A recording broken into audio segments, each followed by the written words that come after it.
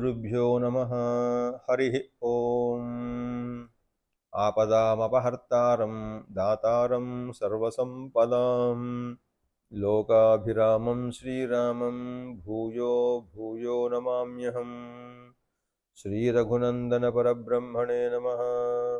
मनोजवं मारुततुल्यवेगं जितेन्द्रियं बुद्धिमतां वरिष्ठं वातात्मजं वानरयूथमुख्यं श्रीरामदूतं शिरसा नमामि। ప్రియ భగవద్బంధువులారా, నిన్న ఆ సుందరకాండలో ఆ రావణాసుర సభలో దూతగా వచ్చినటువంటి హనుమంతుడు దూతగా తన సందేశాన్ని, రాముని యొక్క సందేశాన్ని, సుగ్రీవుని యొక్క సందేశాన్ని ఆ హనుమంతుని రావణాసురునికి తన మాటగా వినిపించినటువంటి ఆ హనుమంతుని మాటలు విన్నటువంటి ఆ రావణాసురుడు అగ్రహోదగ్రుడై భరించలేక ఆ హనుమంతుణ్ణి వెంటనే చంపేయండి, శిక్షించండి అనేటువంటి ఆజ్ఞ ఇచ్చాడో తర్వాత 52వ సర్గలో ఇవాళ మనం ఏం జరగబోతుందో చూద్దాం. అథ ది పంచాశస్సర్గః తస్య తద్వచనం శ్రుత్వా వానరస్య మహాత్మనః ఆజ్ఞాపయద్వదం తస్య రావణః క్రోధమూర్ఛితః.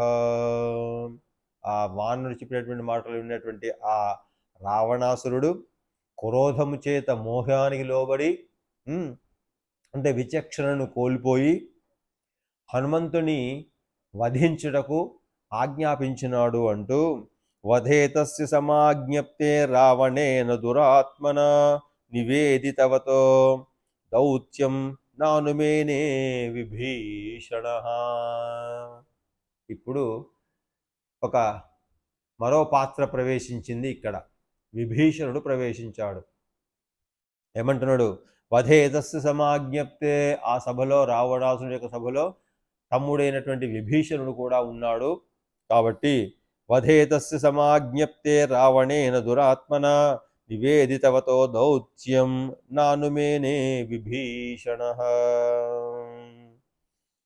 దానికి ఒప్పుకోలేదు.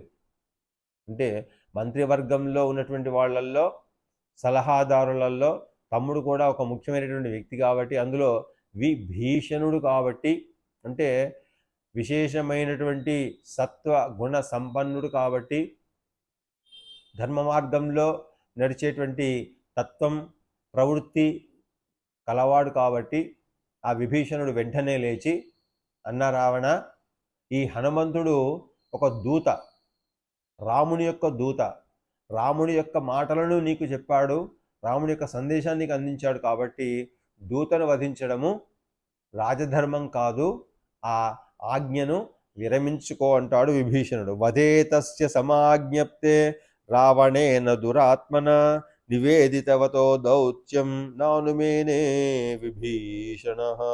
అంటే విభీషణుడు అందుకు ఒప్పుకోలేదు. అంటే హనుమంతుని వధించు అని చెప్పేటటువంటి ఆజ్ఞను ఆగన్నా, వద్దు అని చెప్పి తిరస్కరించి తం రక్షోధిపతిం క్రుద్ధం తచ్చ కార్యముపస్థితం విదిత్వా చింతయామాస కార్యం కార్యవిధౌ స్థితః.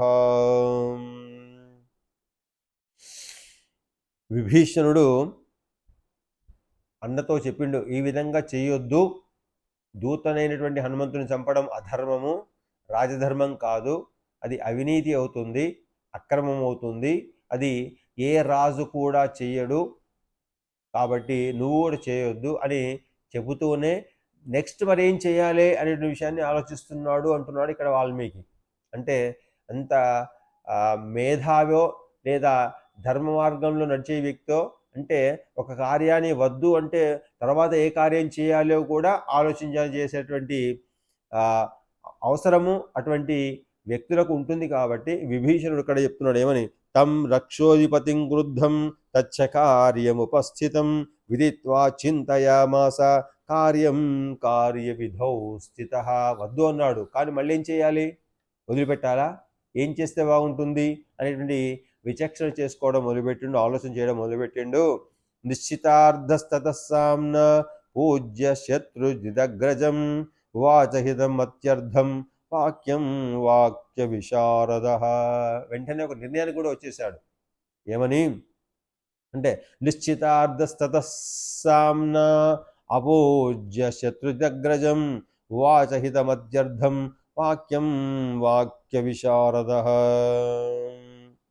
ఓ రావణాసుర, ఓ అన్నయ్య, నువ్వు గొప్ప శౌర్యవంతుడివి, తర్వాత తపశ్శక్తి సంపన్నుడివి, నీవు నాకు అన్నవు అని బహువిధాలుగా ఆయనను పొగిడి అంటే గౌరవించి పూజించి మళ్ళీ ఈ విధంగా అంటే రావణునికి హితమైనటువంటి రావణునికి మేలు చేకూర్చేటువంటి మాటలను చెప్తున్నాడు విభీషణుడు. ఏమని క్షమస్వరోషం త్యజ రాక్షసేంద్ర ప్రసీదమద్వాక్యమిదం శృణుష్వ వధం న కుర్వంతి పరావరజ్ఞ దూతస్య సంతో వసుధాదిపేంద్రాః. ఓ అన్నయ్య, ఓ రావణాసుర, క్షమస్వరోషం, నన్ను క్షమించి మొదలుగా నీ మాటలు నేను తిరస్కరించినందుకు, వద్దు అన్నందుకు, చిన్నవాడిగా నేను నిన్ను నీ మాటను కాదన్నందుకు నన్ను ఫస్ట్ క్షమించన్నయ్యా. రాక్షస ప్రభు, కోపాన్ని విడిచిపెట్టు, ఆగ్రహాన్ని తగ్గించుకో, నిన్ను నువ్వు సమాధానపరుచుకో, కంట్రోల్ చేసుకో, నా మాట విను. త్యాజ్యోపాధేయములు అనేవైతే ఉన్నాయో అంటే ఏది చేయాలి ఏది చేయకూడదు అనేటువంటి ఉపాధేయాలు, త్యాజ్యము ఉపాధేయము, ఇవి రెండింటినీ ఆలోచించుకో. క్షమస్వరోషం త్యజ రాక్షసేంద్ర, త్యజ అంటే విడిచిపెట్టు, కోపం ఆగ్రహాన్ని వదిలిపెట్టు. ఈ సందర్భంలో ఆగ్రహం సమంజసం కాదు. పసీదమద్వాక్యమిదం శృణుష్వ, నా మాటలను కొద్దిగా జాగ్రత్తగా విను. వధం న కుర్వంతి పురావరజ్ఞ, పురావరజ్ఞ అంటే ఎవరైతే ఉంటారో శ్రేష్ఠులైనటువంటి వారో, ఇది మంచిది ఇది చెడ్డది అనేటువంటి విచక్షణ బాగా చేయగలుగుతారో అటువంటి వాడివి నువ్వు. అంటే ఇక్కడ రావణాసురుని యొక్క విజ్ఞతను ఒకసారి గుర్తు చేస్తున్నాడు ఆ విభీషణుడు. కాబట్టి ఏదైతే ఉపాధేయం ఉందో, ఏదైతే త్యాజ్యం ఉందో, త్యాజ్య ఉపాధేయ మార్గాన్ని క్షుణ్ణంగా తెలిసినటువంటి వాడవు కాబట్టి సంతహ అంటే సత్పురుషులు ఎవరైతే ఉన్నారో వాళ్ళు ఇది చేయదగినది ఇది చేయకూడదు అన్నటువంటి విచక్షణతో ఉంటారు కాబట్టి అటువంటి విచక్షణ నీలోనూ ఉంది కాబట్టి సంతహ దూతస్య సంతో వసుధాదిపేంద్ర, అటువంటి దూతను చంపడం ఏదైతే ఉందో అది చేయదగింది కాదు. కాబట్టి రాజధర్మ విరుద్ధంచ, ఆ విధంగా చేస్తే అది రాజధర్మానికి విరుద్ధమవుతుంది.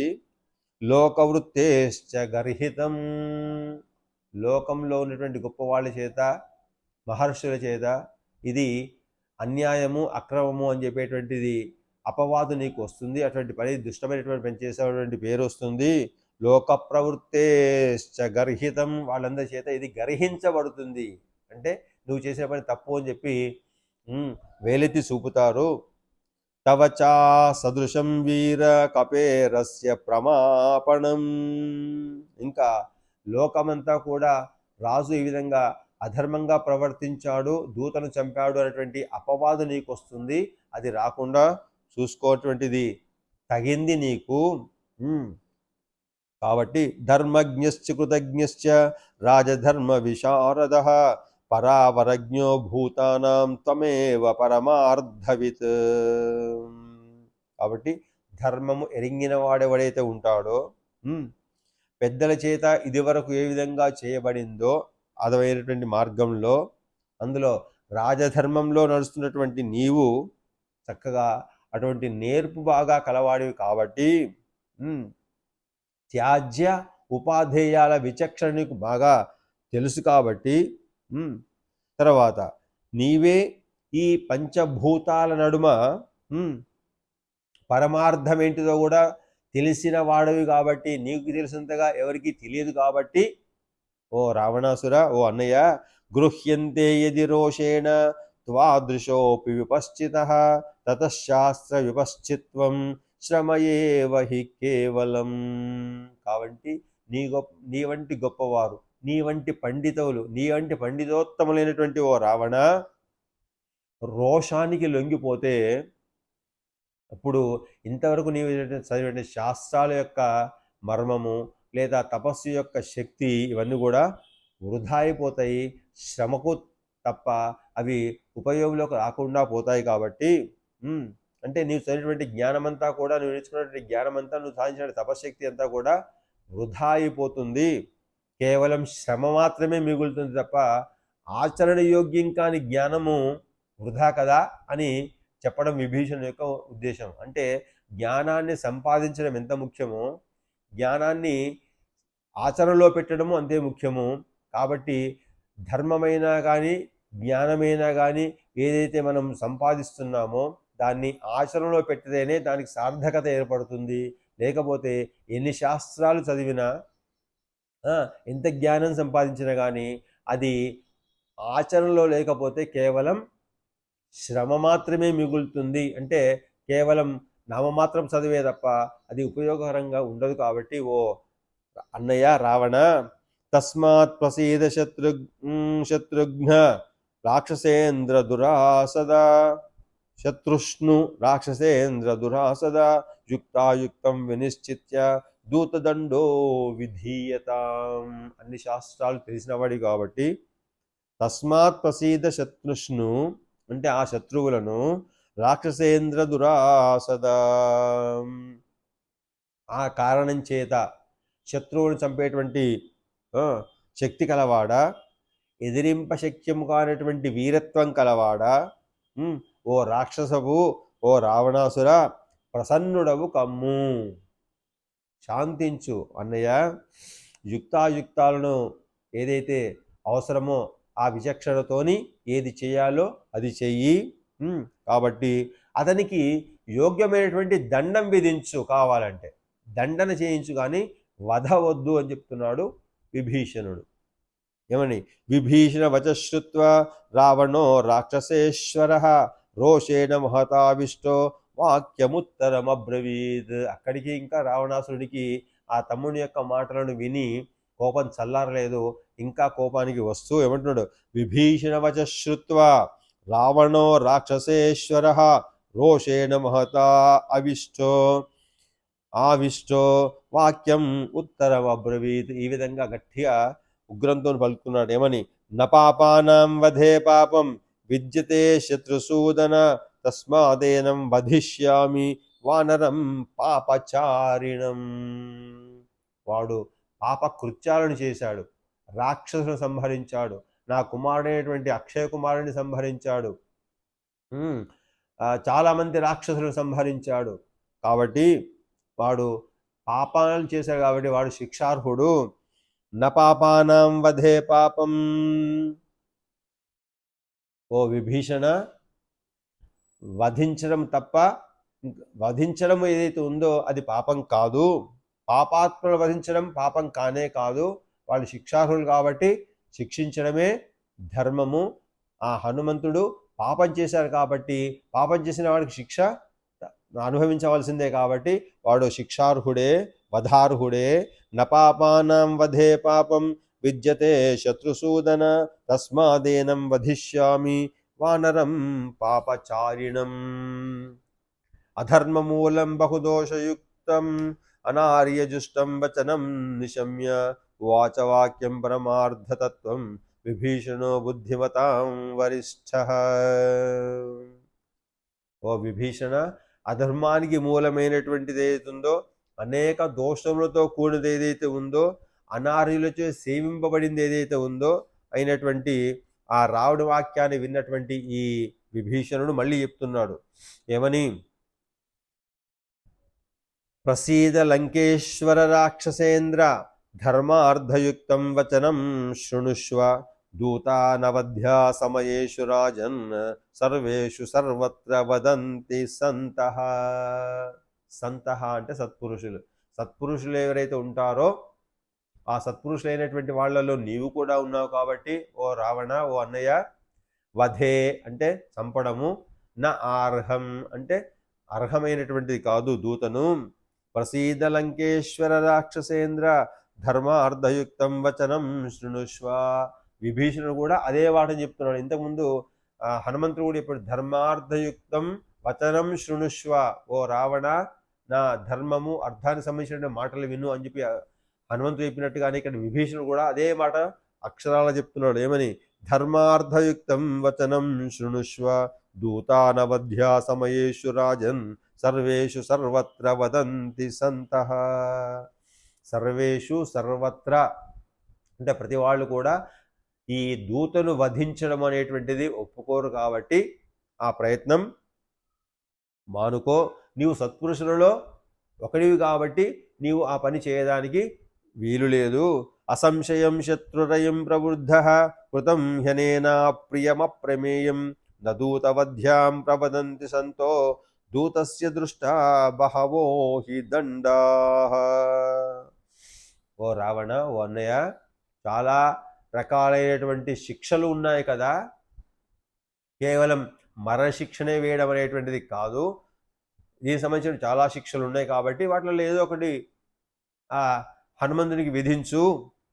అసంశయం శత్రురయం ప్రవృద్ధ, నిజమే, దాంట్లో సందేహం లేదు. ఈ దూతగా వచ్చినటువంటి వాడు శత్రువు యొక్క దూత కాబట్టి మనకు శత్రువే, కానీ వీనికి మితిమీరినటువంటి బలం కలవాడే, వాడు మన యొక్క సైన్యాన్ని సంహరించినట్టు వాడే, తప్పు చేశాడే. కానీ సత్పురుషులు ఎవరైతే ఉన్నారో దూతను అయినటువంటి వ్యక్తిని, దూతగా వచ్చినటువంటి వ్యక్తిని వధించరు కాబట్టి దూతకు విధించాల్సినటువంటి శిక్షలు ఇంకా వేరే కొన్ని ఉన్నాయి కదా, వాటిని అమలు చేయించవయ్యా రావణ అన్నయ్య. దూతస్య దృష్టా బహవో హి దండా, చాలా ఉన్నాయి. బహవో హి దండా, దండించడానికి అనేకమైనటువంటి రకాలైన శిక్షలు ఉన్నాయి కాబట్టి ఆ శిక్షలను అమలు చేయవయ్యా. వైరూప్యమంగేషు కషాభిఘాతో మౌండ్యం తథా లక్షణ సన్నిపాతః ఏతాన్ హి దూతే ప్రవదంతి దండాన్ వధస్తు దూతస్య నశ్రుతోపి వైరూప్యమంగేషు కషాభిఘాతో మౌండ్యం తథా లక్షణ సన్నిపాతః ఏతాన్ హి దూతే ప్రవదంతి దండాన్ వధస్తు దూతస్య నశ్రుతోపి. అంగములందు వికారం కలిగించడము అంటే అంగచ్ఛేదనం చేయడము, లేదా కొరడాలతో దెబ్బలు కొట్టడము, లేదా తల గొరిగించడము, గుండు చేయించడము ఏదైతే ఉందో, లేదా కాల్చి కొన్ని గుర్తులు పెట్టడము, ఇవి ఇంకా రకరకాలైనటువంటి దూతలకు ఇచ్చేటువంటి శిక్షలు ఏవైతే ఉన్నాయో అటువంటి వాటిల్లో ఏదన్నా ఒకటి వెయ్యి, వధించడానికి మాత్రం వీలు లేదు అంటున్నాడు విభీషణుడు. కథంచ ధర్మార్థ వినీత బుద్ధి పరావర ప్రత్యయ నిశ్చితార్థ భవద్భిద కోపవశే తిష్టత్ కోపం నియచ్చంతి సత్వవంతః. కాబట్టి నీ వంటి వాడు, ధర్మార్థాలు తెలిసినటువంటి వాడు, యుక్తాయుక్త విచక్షణ తెలిసినటువంటి వాడు, అమోఘమైనటువంటి శక్తి సంపన్నత కలవాడు, సుఖభోగాలను అనుభవించడానికి అర్హత ఉన్నటువంటి వాడు ఈ విధంగా కోపానికి గురి అవ్వడం సమంజసం కాదు. కాబట్టి సత్వవంతులు ఎవరైతే ఉన్నారో కోపానికి నిగ్రహించుకుంటారో, తన అధీనంలో ఉంచుకుంటారో, నిగ్రహశక్తి కలిగి ఉంటారు. కాబట్టి నధర్మవాదే నచలోకవృత్తే నశాస్త్రబుద్ధిగ్రహణేషు చాపి విద్యేత కశ్చిత్ తవ వీరతుల్యః త్వం హ్యుత్తమ సర్వసురాసురాణం. ఓ రావణ, ఓ వీరుడా, ధర్మశాస్త్రాలన్నీ కూడా నీకు తెలుసు. నీకు ఆ ధర్మశాస్త్రాల విషయంలో నీకు తెలిసినంతగా మరెవరికి తెలియదు. అందులో జ్యోతిష్ శాస్త్రంలో కూడా రావణాసురుడు గొప్ప పండితుడు. అంటే దీంట్లో యుద్ధ కాండ లోపల ఆ సందర్భం కూడా వస్తుంది. అంటే రాముడు యుద్ధాన్ని ప్రారంభించడానికి మంచి ముహూర్తం చూడమని చెప్పి పంపిస్తాడట ఒక దూతను రావణాసురుని దగ్గరికి. ఆ రావణాసుడు చేసేటువంటి ప్రవృత్తి లోపల ఉదయం సంధ్యావందనం కాగానే, సూర్య నమస్కారాలు చేయగానే సభలో కూర్చున్నప్పుడు ఆ వచ్చినటువంటి ప్రజా దర్బారు లోపల వచ్చినటువంటి వాళ్లకు దానాలు ధర్మాలు చేయడము, సందేహాలకు నివృత్తి చేసేటువంటి ప్రవృత్తి కూడా కలవాడు ఈ రావణాసురుడు. కాబట్టి ఆ విషయాన్ని గుర్తు చేస్తూ, ఓ అన్నయ్య రావణ, ధర్మ అధర్మ విచక్షణ నీకంటే మించిన వాళ్ళు ఈ లోకంలో ఎవరూ లేరు. కాబట్టి లౌకికాచారం ఏదైతే ఉందో అందులో కూడా నీకు సమానమైనటువంటి వాడు ఈ భూలోకంలో లేరు. కాబట్టి శాస్త్రార్థ జ్ఞానాలను గ్రహించటంలోను వాటిని అనుసరించటంలోనూ నీకు అనేటువంటి సమానటువంటి వాడు ఒక్కడు ఉండడు. కాబట్టి సురాసురులలో నీ వంటి ఉత్తముడు లేడు కదా. అంటే ఇక్కడ అన్నయ్యను మెల్లగా సాంత్వనపరుస్తూ ఆ ఆగ్రహం నుంచి మెల్లిమెల్లిగా తగ్గించుకుంటూ వస్తున్నాడు. అతన్ని మెచ్చుకోవడం ద్వారా అతనిలో శక్తిని, సామర్థ్యాన్ని, నైపుణ్యాన్ని, ధర్మబద్ధమైనటువంటి తన యొక్క ఆ ప్రవృత్తిని గుర్తు చేస్తున్నాడు విభీషణుడు. నచాప్యస్య కపేర్ఘాతే కంచిత్ పశ్యామ్యహం గుణం తే స్వయం పాత్యతాం దండో యయేయం ప్రేషితః కపిః. ఈ వానరుని చంపడం కోసం నేను ఏ గుణాలు కూడా నేను కారణంగా చూపించడానికి ముందుకు రాలేను. అంటే ఏ కారణం కూడా ఈ వానరుణ్ణి చంపడానికి అర్హుడు అని చెప్పలేను ఓ అన్నయ్య, ఓ రావణాసురా. కాబట్టి ఎవరి చేతైతే ఈ వానరుడు పంపబడ్డాడో వానియందు నువ్వు మరణదండ వెయ్యి. అంటే రామునికి మరణదండ విధించు కాదని తప్ప దూతకు మరణదండ వేయడం ఏది ఉందో అది సమంజసం కాదు ఓ రావణ. నచాప్యస్య కపేర్ఘాతే కంచిత్ పశ్యామ్యహం గుణం తే స్వయం పత్యతాం దండో యైరయం ప్రేషితః కపిః. ఈ కపి ప్రేషించబడినాడు అంటే దూతగా పంపబడినాడు కాబట్టి ఇతనికి కాదు, ఇతన్ని ఎవరైతే పంపారో ఆ వ్యక్తికి నువ్వు మరణదండ విధించడం మంచిది. అంటే రాముడికి మరణదండ విధించడం యుక్తియుక్తం, కానీ హనుమంతుని మరణదండ విధించడం యుక్తియుక్తం కాదు అని విభీషణుడు చెప్తున్నాడు. సాధుర్వా యదివా సాధు పరైరేష సమర్పితః బ్రువన్ పరార్థం పరవాన్ సదూతో వదమర్హతి నదూతో వదమర్హతి. దూతను వధించడానికి అర్హత లేదు. కాబట్టి ఓ రావణ, మంచివాడైనా వాడు చెడ్డవాడైనా సరే దూతనే.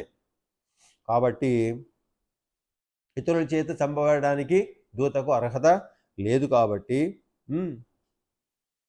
ఇతడు పరాధీనుడు అంటే ఇతరుల యొక్క అధీనంలో ఉన్నటువంటి వాడు, అంటే రాముని యొక్క అధీనంలో, శుగ్రుని యొక్క అధీనంలో ఉన్నటువంటి వాడు. కాబట్టి పరాధీనుడిని చంపడం రాజధర్మం కాదు. కాబట్టి దూత చంపడం రాజధర్మం కాదు. కాబట్టి అపిచాస్మిన్ మహతే రాజ నాన్యం పశ్యామి ఖేచరం ఇహ యః పునరాగచ్చేత్ పరం పారం మహోదదే.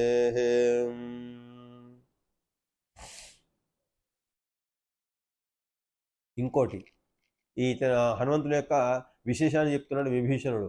ఇంతవరకు నేను ఇటువంటి వ్యక్తిని చూడలేదు. ఎటువంటి వ్యక్తిని? 100 యోజన సముద్రాన్ని ఏకకాలంలో ఆకాశ మార్గంలో దుంకగల శక్తివంతుణ్ణి నేను ఇప్పటివరకు చూడలేదు. ఈ వానరుణ్ణే చూస్తున్నాను, ఈ హనుమంతుడిని చూస్తున్నాను. అపిచాస్మిన్ హతే రాజా అంటే ఇతన్ని చంపినట్టయితే ఇంకొక వ్యక్తి మళ్ళీ మనకు కనపడడు, ఇంత గొప్ప అయినటువంటి వ్యక్తిని. అపిచాస్మిన్ హతే రాజా నాణ్యం పశ్యామి ఖేచరం.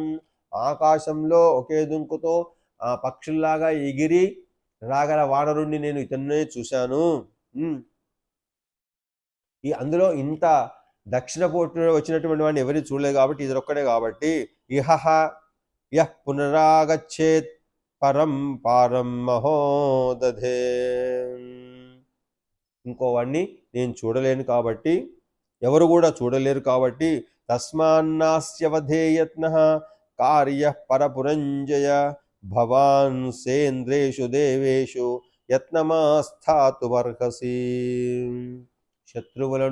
శత్రువుల యొక్క రాజ్యాలు జయించేటువంటి శక్తి గల ఓ రావణాసుర, ఓ అన్నయ్య, ఆ కారణం వల్లనైనా కానీ, అంటే ఇంత గొప్ప కార్యాన్ని సముద్రాన్ని దాటి దక్షిణ వైపు లంకలోకి ప్రవేశించినటువంటి వ్యక్తిని చూడలేదు కాబట్టి అటువంటి గొప్పవాణ్ణి, దూతగా వచ్చినటువంటి వాణ్ణి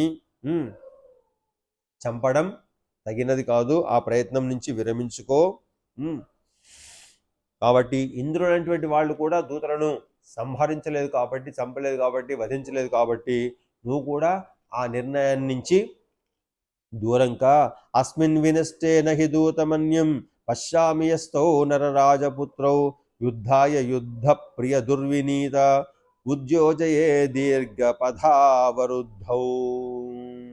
ఓ రావణాసుర, యుద్ధమునందు నేర్పు లేదా యుద్ధమునందు ప్రియమైనటువంటి వాడా, ఇష్టమైనటువంటి వాడా, ఓ రాజా, ఈ వానరుడు మరణిస్తే విద్యలయందు సరిగా శిక్షితులు కాని వారు అయినటువంటి నీ సంతానం కాని ఎవరైతే ఉన్నారో, నీ సైన్యం ఏదైతే ఉందో, దూర మార్గం చేత అడ్డగింపేటువంటి గమనం కలవారు ఎవరైతే ఉన్నారో, ఆ ఇద్దరు నర రాక్షస అంటే నర రాజకుమారులు ఎవరైతే రామలక్ష్మణులు ఉన్నారో వాళ్లను యుద్ధానికి సిద్ధం చేయగలిగినటువంటి వ్యక్తి ఈ హనుమంతుడే. కాబట్టి అంటే నువ్వు ఈయన్ని చంపినట్టయితే రామునికి లక్ష్మణునికి వాళ్ళిద్దరితోనే నీకు యుద్ధం చేసేటువంటి అవకాశం నీకు రాదు. కాబట్టి నువ్వు యుద్ధమునందు మంచి నైపుణ్యం కలవాడవు కాబట్టి, మంచి శక్తి సామర్థ్యాలు ఉన్నవాడు కాబట్టి ఆ యుద్ధం లోపల రామలక్ష్మణుడు ఓడించేటువంటి అవకాశం నీకు ఎప్పుడు వస్తుంది? ఈ వానరుణ్ణి వదిలిపెట్టినైతే వస్తుంది తప్ప నీకు రామలక్ష్మణుడితో యుద్ధం చేసే అవకాశం నీకు రాదు. కాబట్టి అటువంటి గొప్ప దూతను నేను ఇంతవరకు చూడలేదు. కాబట్టి నీవు ఈ హనుమంతుణ్ణి వధించకుండా ఏదైనా వేరే శిక్షను విధించు అని చెప్తున్నాడు. అస్మిన్ వినష్టే నహి దూతమన్యం పశ్యామి యస్తౌ నరరాజపుత్రౌ యుద్ధాయ యుద్ధ ప్రియ దుర్వినీత. నీకు యుద్ధం అంటే ఇష్టము, ఆ యుద్ధ నీతులందు బాగా నైపుణ్యం కలవాడి కాబట్టి ఆ నరరాజులైనటువంటి రామ లక్ష్మణుడితో యుద్ధం చేయాలి అంటే ఈ హనుమంతుని శిక్షించి ఏదో దండన విధించి చిన్న చిన్న దండలు విధించి వదిలిపెట్టేసినట్టయితే నీ సమాచారాన్ని ఆ రామలక్ష్మణుడు తెలియజేస్తారు. అప్పుడు నీకు ఆ రామలక్ష్మణ మధ్య యుద్ధం జరుగుతుంది. అప్పుడు నీవు ఆ రామలక్ష్మణుడు వధించడానికి అవకాశం ఉంటుంది తప్ప ఈ దూతను వధిస్తే నీకేమొస్తుందయ్యా? వద్దు. పరాక్రమోత్సాహ మనస్వినాంచ సురాసురానాభి దుర్జయేన త్వయా మనోనందన నైర్వృతానాం యుద్ధాయ తీర్నాశయితుం నయుక్త.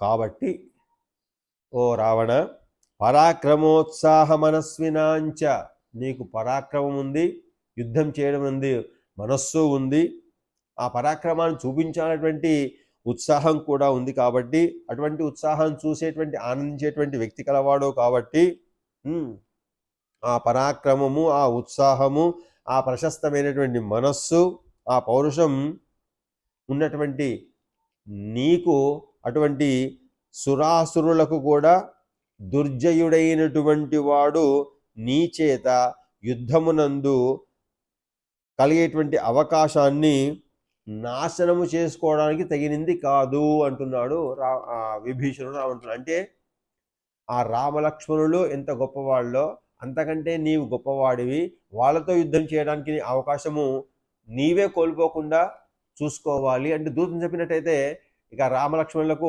సీతాదేవి ఇక్కడ ఉన్నటువంటి విషయం తెలియదు, నీ విషయం తెలియదు. కాబట్టి అక్కడ యుద్ధం ఏర్పడే అవకాశం లేదు. కాబట్టి సీతను నువ్వు పొందాలంటే రాముణ్ణి చంపి లక్ష్మణుడిని చంపి నువ్వు సీతను పొందడానికి అవకాశం ఉంటుంది. కాబట్టి యుద్ధమే నీకు పౌరుషమైనటువంటిది. కాబట్టి పరాక్రమోత్సాహ మనస్వినాంచ సురాసురాణమపి దుర్జయేన త్వయా మనోనందన నైరుతానాం యుద్ధాయ తీర్నాశయితుం నయుక్తాః.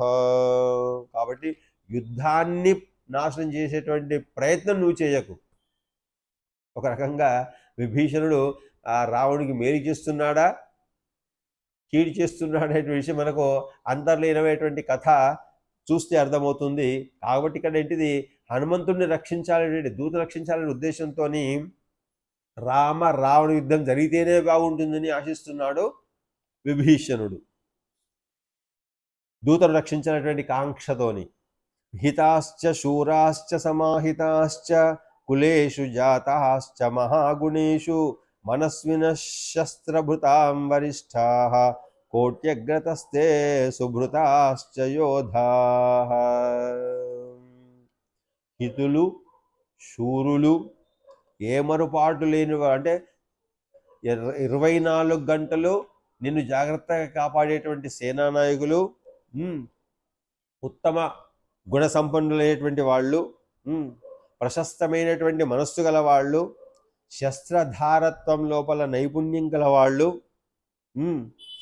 కాబట్టి అనేటువంటి యుద్ధ వీరులు నీకు కోట్ల మంది ఉన్నారు, కోటకు మించి ఉన్నారు అంటే కోట్ల కొద్దీ నీకు ఉన్నారు. కాబట్టి నీవు యుద్ధం లోపల రాముణ్ణి సంహరించడానికి మంచి అవకాశం ఉంది. కాబట్టి నీకు విజయం తప్పకుండా లభిస్తుంది. కాబట్టి నువ్వు యుద్ధానికే సిద్ధంగా ఉండాలి.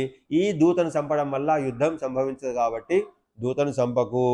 హితాశ్చ శూరాశ్చ సమాహితాశ్చ కులేషు జాతాశ్చ మహాగుణేషు మనస్వినః శస్త్రభృతాం వరిష్ఠాః కోట్యగ్రతస్తే సుభృతాశ్చ యోధాః. నీకు ఇంతమంది కోట్ల కొలది సైనికులు ఉన్నారు నేను రక్షించడానికి, అనుక్షణం కాపాడడానికి.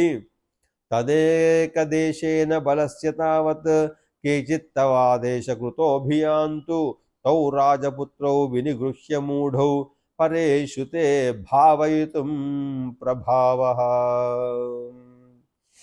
ఆ రామలక్ష్మణుని ఇద్దరిని బంధించి శత్రువుల మీద నీ యొక్క ప్రభావాన్ని చూపించి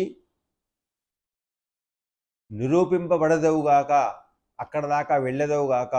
అంటే నీ చేత ఆ రామలక్ష్మణుడు పరాజయం పొందరుగాక. ఆ దృశ్యం మేమంతా ఈ లంకావాసులంతా చూచెదురుగాక అని చెప్పి ఆశిస్తున్నాను అంటున్నాడు. తదేకదేశేన బలస్య తావత్ కేచిత్ తవాదేశకృతోభియాంతు తౌ రాజపుత్రౌ వినిగృహ్య మూఢౌ పరేషు తే భావయితుం ప్రభావః.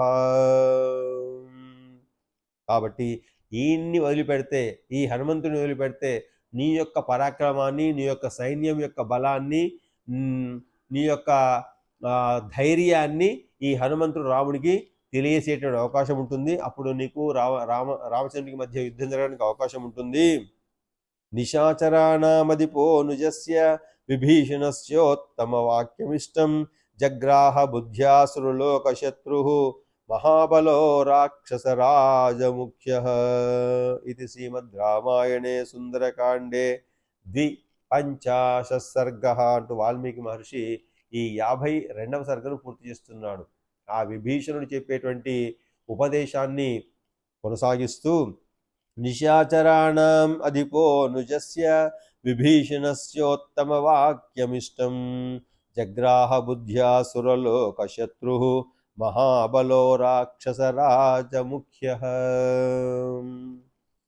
ఆ మాటలైనటువంటి రావణాసురుడు, రాక్షసాధిపతి అయినటువంటి రావణాసురుడు దేవతా సమూహానికి, శత్రువులకు గొప్ప బలం కలవాడేటువంటి ఈ రాక్షస రాజులలోనే ప్రధానుడైనటువంటి ఈ రావణాసురుడు తన తమ్ముడైనటువంటి విభీషణుడి యొక్క మాటలను జాగ్రత్తగా విని ఇష్టమైనటువంటి వాక్యాలుగా అన్వయించుకొని, అంటే తనకు ఇష్టమైనటువంటిగా అయ్యి యుక్తే అని, అంటే ఇది యుక్తమైందే, ఇది సరి అయిందే, అంటే తమ్ముడు చెప్పేటువంటి మాటలు చిన్నవాడైనా కానీ దూతను వధించడం సమంజసం కాదు. కాబట్టి ఈ దూతకు కారణమైనటువంటి రామచంద్రుని వధించడానికి నాకు ఒక అవకాశం ఉంచుతుంది కాబట్టి అని యుక్తమే అనేటువంటి బుద్ధితోని గ్రహించినాడు అని చెప్పి ఆ వాల్మీకి మహర్షి రావణుని యొక్క ఆగ్రహాన్ని, ఉగ్రరూపాన్ని శాంతింపజేసుకున్నాడు విభీషణుని యొక్క మాటల వల్ల.